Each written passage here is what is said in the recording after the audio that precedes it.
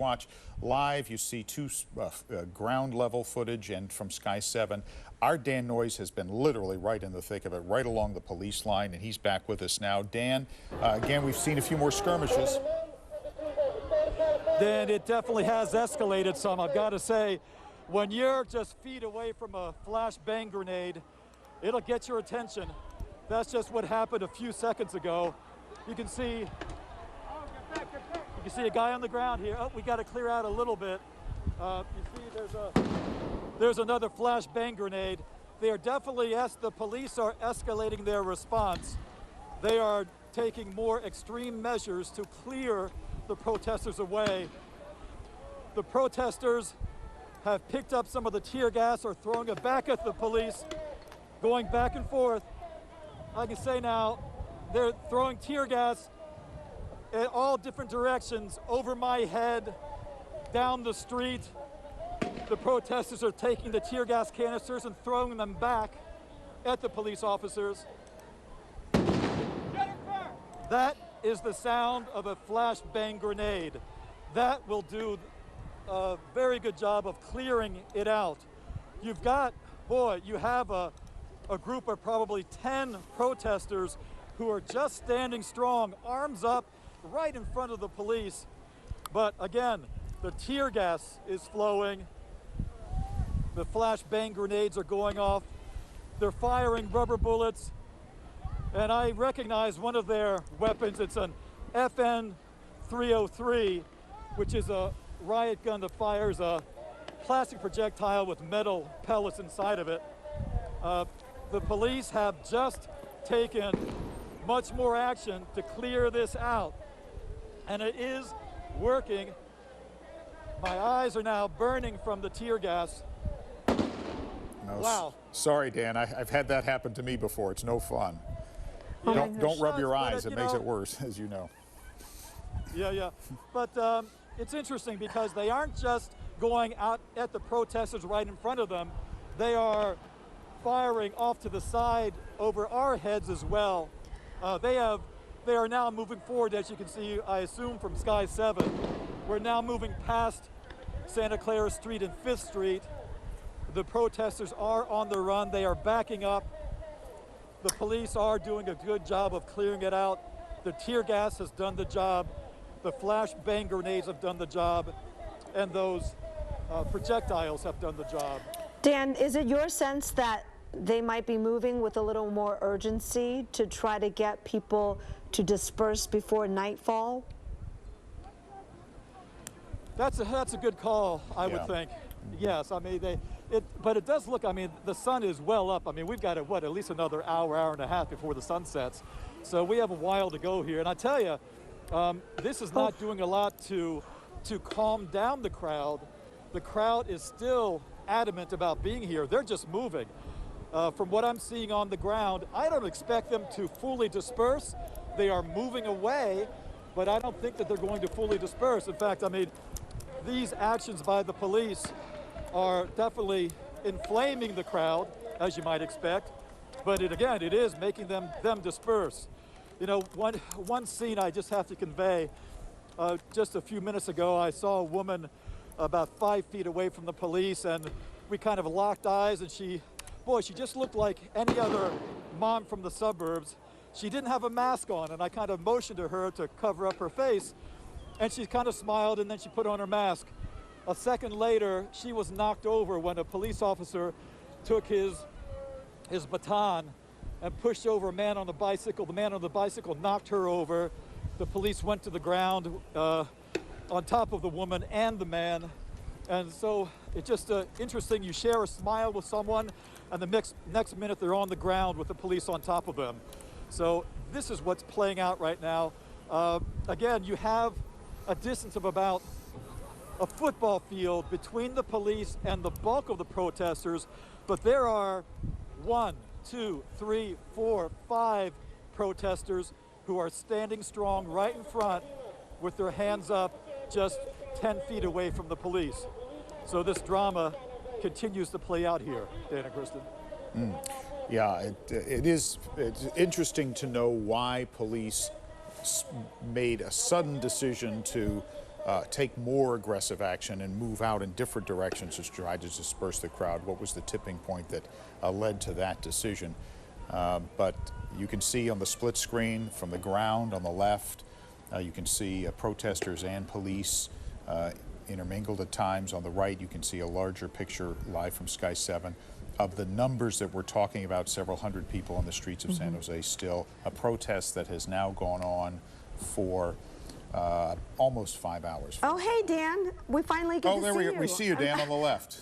We've got you. I'm glad to see you're well and safe with your mask. So, guys, I just want to talk about a little bit about what may have been the tipping point. Whoa! Whoa. That's a fireworks. That's a serious flashbang grenade. Oh, damn. Unfortunately, there was a guy who was right at the location of the flashbang going off. He is kind of doubled over.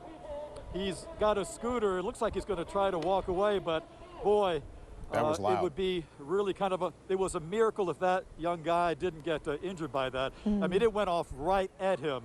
But I was going to say that what seemed to have set off this latest push is that some of the protesters were getting a little bit more aggressive in confronting the police up close. Some threw some bottles, some plastic bottles with water in them. So I think the police sensed that the protesters were getting a little bit more aggressive, and so they felt that they had to respond, and they responded with some serious force. Yeah, you know, Dan, this is not particularly pertinent at this moment, but it's in the context of the time we're in. I notice a lot of face masks, yours included. Good job. A lot of people wearing face masks. Of course, social distancing not too much in force during this time, but I do see a lot of people wearing face masks. Absolutely, and you know, and I'm doing my best to stay away from people as much as possible. Dan, I don't know if you can see this now, but there are protesters who are taking newspaper stands. Yes, I was seeing a car. It's like a barricade. Oh, the police are firing on them right now. Yes. The police are firing. They're firing the projectiles. Now, these are not live rounds, but they're firing those projectiles at the people who have taken a car. And it looks like it's whoa! It looks like it's a car that they have outfitted before. There is a protest sign on the back of it. But the protesters parked that car there, and they brought some newspaper stands to try to make a blockade. This is just before 4th Street on Santa Clara Street. There's some protesters who are ducking behind that car. Boy, the driver's getting out. I saw some of the projectiles going through the passenger side window, and that driver has now cleared from the car. This is going to be an issue. The protesters are trying to make their stand right here. They're now putting other trash cans there. And clearly the police are not going to let that stand for very long, I would imagine, Dan. Dan, No, I wouldn't think so. for me, this evokes, I'm a musical theater fan, and I can't help but think of Les Miserables when you see a barricade go up like that, a blockade that people throw up. And it does worry me, Dan, because that tells me they are prepared for more serious back and forth and need that barricade to stay behind. What else are they bringing over? Let's see, they've got newspaper stands. What else do you see, Dan? Right, they have some newspaper stands. There's trash cans, and that car is the main impediment, obviously.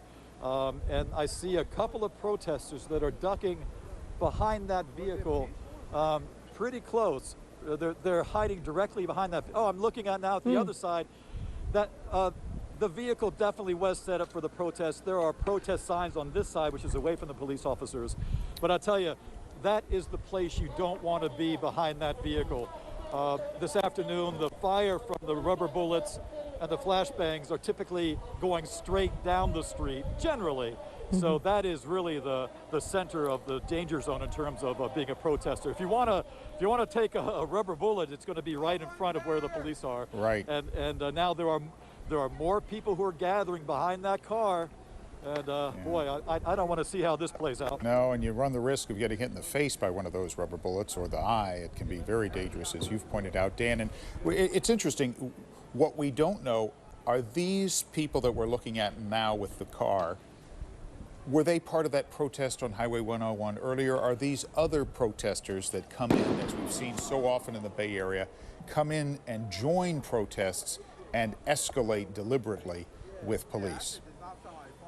Well, it seems to me, Dan, that these people were prepared. Now, I don't know whether they were out there on 101 earlier, but that car was definitely part of the protest. They prepared to be part of the protest. And I'm trying to get a little close to see what's written on the vehicle, but I'm not gonna chance it. I'm not gonna get that close. No, don't. But they definitely were prepared.